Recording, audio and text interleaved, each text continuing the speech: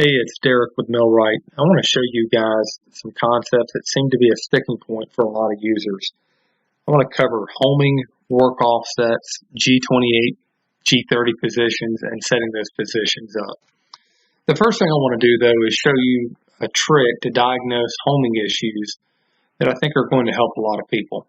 I'm in Universal G-Code Sender platform, and I'm using Grbl 1.1. I've already opened the connection to a control board. Now, for the record, I've just got a control board not connected to a machine. So anything you see crazy that would kind of violate machine coordinates, just ignore it because, again, I'm not connected to the machine itself, just a board sitting on my desk. I'm going to go to Tools, Options, UGS, Sender Options, Show Verbose Output. I'll click Apply and then OK. When I do that, I'm going to have a bunch of text start streaming across my console. But if I were to activate a switch, let's say I'm activating my Z switch now by physically touching it and clicking it, you're going to see PNZ show up at the end of that stream of text. So when I release it, it'll go away. When I touch it again, you get PNZ. Now, if I were to touch X, it would say PNX, etc. You need to do that with each switch if you're having trouble. If you're using our homing switches, keep in mind that the red wire needs to go to NO. It's going to be labeled on the body of the homing switch itself, NO, and the black wire needs to go to COM. All right, moving on to the concepts here. First, we're going to have like a classroom type environment where I just lecture a little bit about the commands and what they do, and then we'll go out to the machine and we'll talk about what actually happens when you're giving the command to the machine. Here are the concepts we're going to cover. Homing. To execute a homing cycle, you just type $H in the command line. You press enter. What's going to happen when you do that is it's going to raise up in the Z direction. It's going to contact your Z homing switch. It's going to back off. In our case, we use a 4mm back off. It's going to back off the switch 4 millimeters, then come back into it very slowly to get an accurate position. So it triggers that switch at just the same exact position every time. Then it's going to move fairly quickly in the X and Y directions simultaneously towards those homing switches. It's going to contact those, back off 4 millimeters, come back into the switches very slowly, and then back off 4 millimeters and then wait for a new command. Okay, you need to run a homing cycle to take advantage of most of these concepts that you see listed here. So let's just delve right in and talk about the concepts, what they are, and how you use them. G28 and G30 are home positions. Now you could think of them as places that you just want to park the machine. You should not be thinking of these as the place where the homing switches are. It could be if you set it up that way, but if you were to run a homing cycle and then just give a G28 command, it's not going to go back to where those switches are unless you've set that up with a G28.1 command. So what you'll do is you would jog the machine over to a particular position and you would issue it. Let's say I want to come here. Now notice that I'm looking here at my work coordinate positions, and these are my machine coordinate positions. I'm not actually connected to a machine right now. This is just running off a controller sitting on my desk. So don't get too wrapped around the positions themselves. I'm going to go and turn verbose output off. And let's say I wanted this position in machine space, where I'm at in machine space, negative 13x, negative 5y, negative 0.6z. Let's say I wanted that to be my G28 position. I would type in G28.1 and enter. And then, if I were to move somewhere else, and so it went somewhere else, if I type in G28, it's going to return to that position that I set as a G28 position. The same applies for the G30 command. Now the G91 G28Z0, this is tricky, so you need to pay close attention. You have to have it just like this. If you just type in G28Z0 thinking it's going to go to that 0 point that you've set for the Z with a G28.1, you're going to be mistaken. It's going to do something different. You can experiment and see what I mean, but just know that if you want it to lift up to that Z level that you specified as your G28 position, you need to use G91 G28Z0. You also need to keep in mind, after using this G91 command, you're now switched over to incremental motion commands. So if you're in absolute G90 and then you type this command in, now you're going to be in incremental. So if you want to move in absolute terms, you need to switch back to G90 by just typing G90 in the command line, typing enter. Now G53 is going to access the machine coordinate system. Now what that means, let me switch back here. We've got our work coordinate system and our machine coordinate system. And the difference between the two, the machine coordinate system is where your machine is relative to the homing switches. Your work coordinate system is where it is relative to the origin of that work system that you specified. So if I want to move to a particular space in machine space, I'm going to use the G53 command. G53, let's say I want to move to -50 to X -50, Y -50, Z -10 in machine space relative to my homing switch positions. I will type this in and then hit enter. See, it's going to travel -50, -50, -10 in machine coordinates. Now, one thing to know about this G53 command is it is non-modal. So that means that the G53 command only persists for that one line that I'm issuing it on. So if I were to type in X -5, Y -5, you might think that you're actually going to move to -5 here and -5 here, but instead you're going to move to -5 in your work coordinate system. So that could give you some trouble if you don't pay attention to the fact that G53 is a non-modal command, meaning it will only be in effect for this one line that you're issuing the motion command on. All right. I keep talking about these work coordinate systems. So what are they? All right, you've got the G54 through G59 coordinate systems. And the idea behind this is that you can set up different positions on your machine to run work off of. So you'll see in the example later, I've got a vise set up on the Carve King, and I'm going to set up G54 and G55 origins as different corners of the fixed jaw of that vise. And then I could run work relative to those origins. So I would keep in mind when I set my G-code file up, when I'm doing my cam setup, what I'm calling is the origin. So if I were to use the back left of my vise, say my fixed jaw is right, let's pretend that this is my vise space here. If I were to use the back left as the origin, I would need to make sure I set up in cam that my part is getting run here and that the origin in the cam setup isn't here, or else it's going to reference this point here as the origin and then try and run machine work up here where you see my mouse moving around. That'll make more sense when we get out on the machine. So how do you set up one of these work coordinate systems?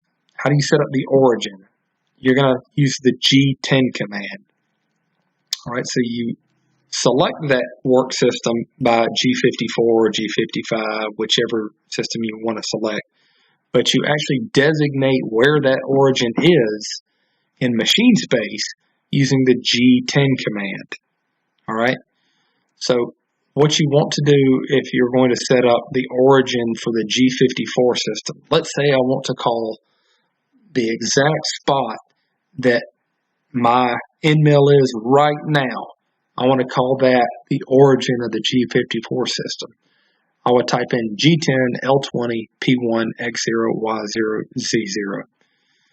The P1 is going to be used to designate which coordinate system you're talking about. P1 talks about G54, P2 sets G55, P3 would set G56, P4 would set G57, and so on. Unless you're on a production machine running production, you're probably only going to be working with a couple different coordinate systems if you just got clamping jigs set up in particular positions. Now, as an alternative, you can use the G92 command. Let's say you don't have homing switches at all, and you just want to say, hey, where the machine is at right now, I want to call the origin. I want to call this a 0 point because I've set up the end mill. I've moved the end mill over relative to the piece of wood or piece of aluminum that I'm working on. I've moved it where I need it to be, and I just need to zero the machine out. You can type in G92, X0, Y0, Z0, and press enter. Notice that 0 is my work coordinates here. That'll make more sense when we get out on the machine. I don't always use the G10 command to set up a work origin. That's mainly just done one time when I'm setting up on a fixture such as a clamping jig or a vise. If I'm just running a quick part that I set up randomly in my machine space, I'm going to use my G92 command to just zero the machine out real quick relative to that part and get to rocking and rolling on making it. So I hope that is a good introduction to the commands. It's going to make a lot more sense when we get out to the machine and you actually see the machine move once these commands are issued. So I'll see you guys out there. Okay guys, here we are out at the machine. Got the Carve King here. Now for the record, this Carve King is in starboard. This is something that I'm experimenting with to see if it's something that I want to offer for sale. So far so good. Looks like a great option, looks great, very durable. You could spray lubricants on it and wipe it right up. So moving on to what we wanted to talk about. Again, we're going to go over the practical application of our work offsets and homing, setting home positions, going to those home positions, etc. So let's start with a home cycle. You can see that you execute that with the $H command into the console. Now before I hit this, what the machine's going to do is move up in Z, move down, move back into Z slowly, then move in the X and Y direction toward those homing switches, contact those switches, move back, then move back into them slowly. Watch what happens. Here it's contacted the Z and it's slowly moving back into the Z switch to get an accurate position. Now it's moving in X and Y simultaneously. It contacted the Y switch, so it stopped. It contacted the X switch, then X and Y at the same time backed off 4 millimeters. That's how we have it set. All right, that completed a homing cycle. Now, what I want to show you guys on the screen is that my work position is 313 in X, 96 in Y, 39.22 in Z. But you see it's -4, -4, -4 in machine coordinates. Now why is that? Because the homing switches were backed off. We backed 4 millimeters off the homing switches, so we weren't just sitting right on that switch contacting it. Now, I've already set up the G54 work position to be this back right corner of this vise. Now, this isn't really a machine vise. This is just a inexpensive drill press, low profile vise that you can pick up from Home Depot or Lowe's, really cheap. Now again, I've set up my G54 system to be the back right corner. You might want to have the vise flipped around. I like this orientation because I can work it very easily from here, from the front of the machine. So I'm going to move G54 X0 Y0. And you're going to see it's going to traverse to right over this point. Okay, now if I go to Z0.1, it came to 0.1 millimeter from the top of this vise surface. So you might want to ask, how did I set that up? Okay, let's say, just for example, we want to now set up the G55 system to be this back left. Okay, so let's get there. We're going to jog the machine over there. I want to bring the Z up to a safe height to make sure that I'm not going to drag across anything. We shouldn't, because we were 0.1 millimeter above this surface, but just to be sure, we're going to lift it up to be clear. And I'm just going to jog over.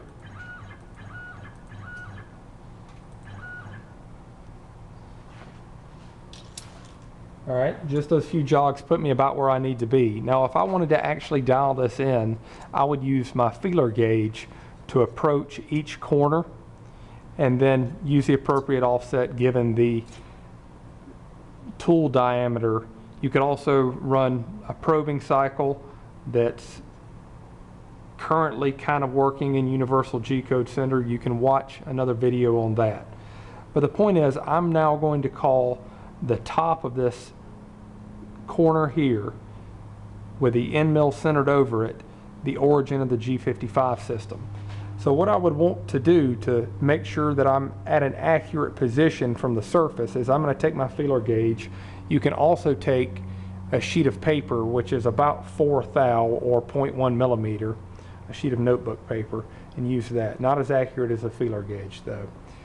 And all I'm going to do is just jog the machine down.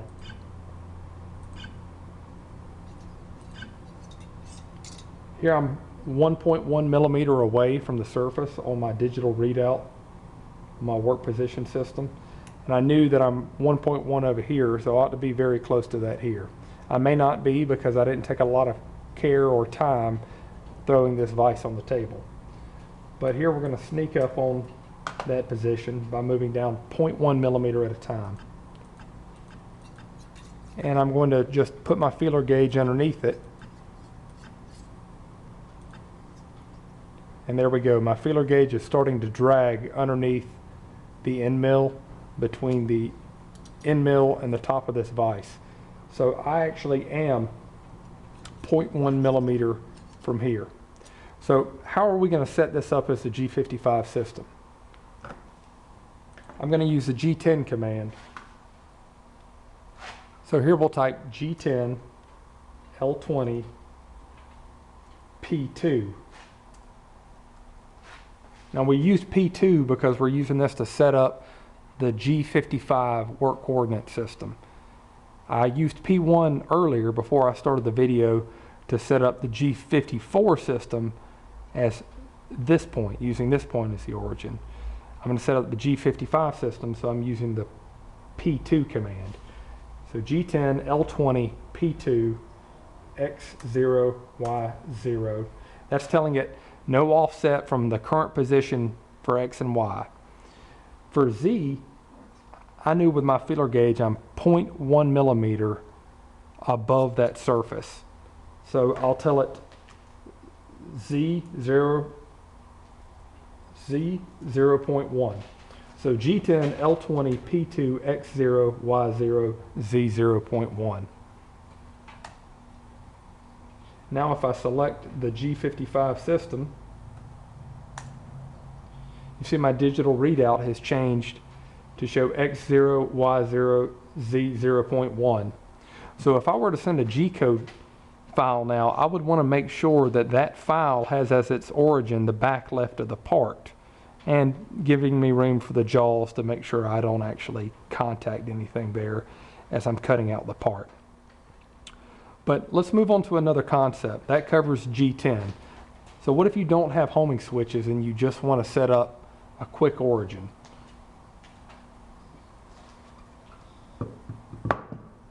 Here I'm going to throw just a 4x4 on here. The Carve King will actually machine a 4x4. It fits underneath there. Let's say this little knot right here. Let's say I want to set that as the origin of my work system. I just want to create a temporary work system. Maybe I don't have homing switches, or maybe for whatever reason I didn't want to take the time to home the machine. So we'll use the G92 command to set up a temporary offset.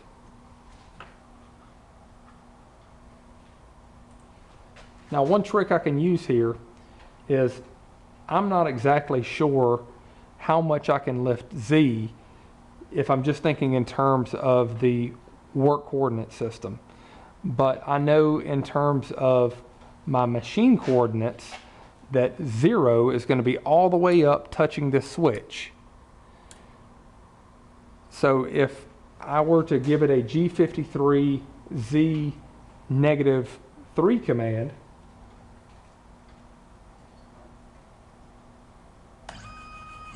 that's going to move up just below the switch. So that's 3 millimeters underneath where that switch contacts. So that's going to allow me to clear my workspace. I'm going to make sure that I don't hit anything in my workspace with my tool. So here I can just jog the machine over using the jog controls. And again, we're shooting for this knot.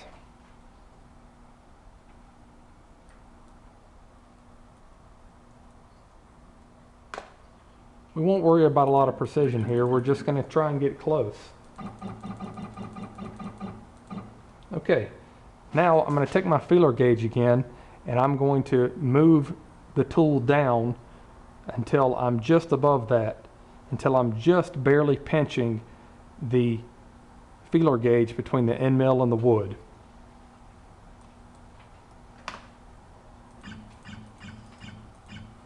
Here I'm getting close, so I'm going to reduce my step size to 0.1 millimeter and start working my feeler gauge in there.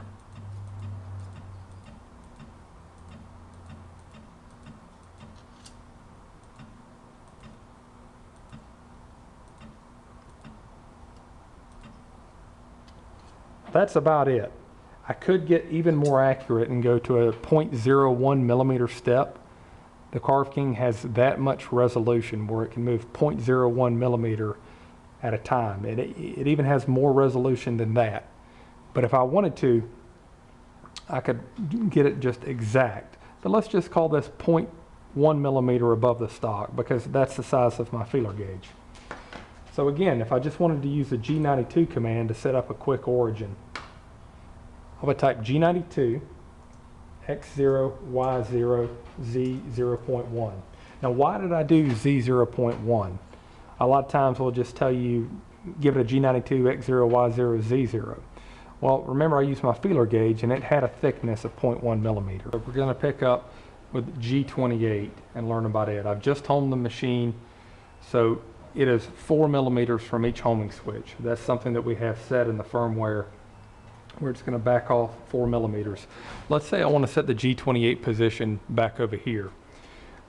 Since I've just homed, I can use the G53 command to address machine coordinates specifically and move to an exact position in machine space.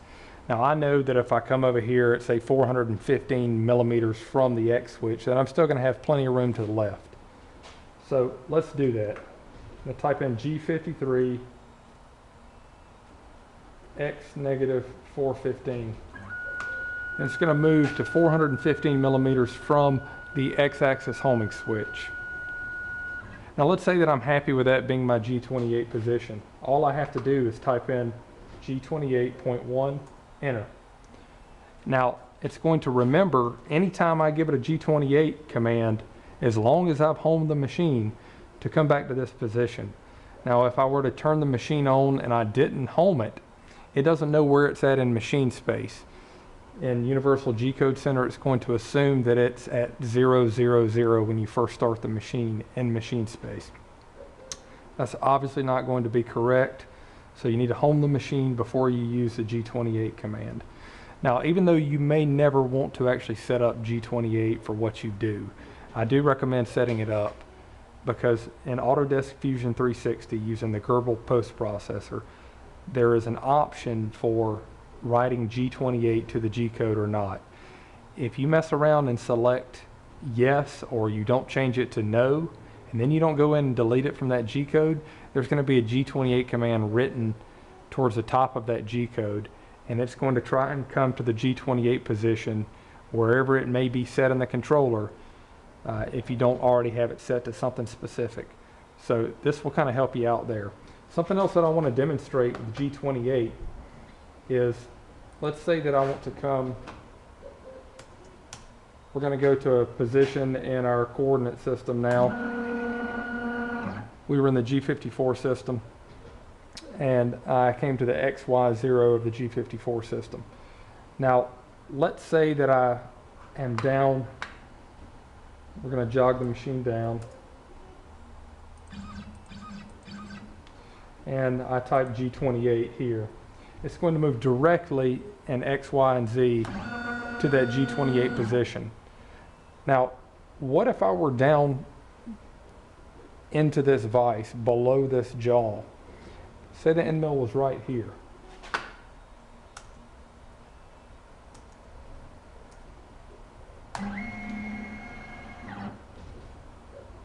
Let's move it a little closer.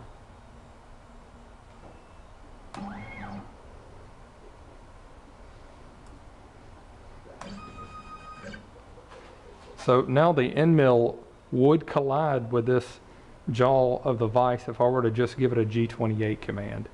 What I can do here is type in G91 G28 Z0, and it's going to lift to the level that I have for that I have set for the G28 position. So it lifted to that Z level that corresponds to my G28 position. From here, I could give it the G28 command, and that'll keep me from colliding if I'm down into a pocket or if I'm down into a fixture. Now, the G30 command would be set the same way, just substitute G30 for everything I said G28 for. Now, one thing I want to make you aware of is we just used the G91 command to move that Z up to the G28 Z level. Now that I am in G91, I'm in incremental. If I were to type, say, Y-5, you might be expecting that I would come right here because this is Y0 for the G54 system.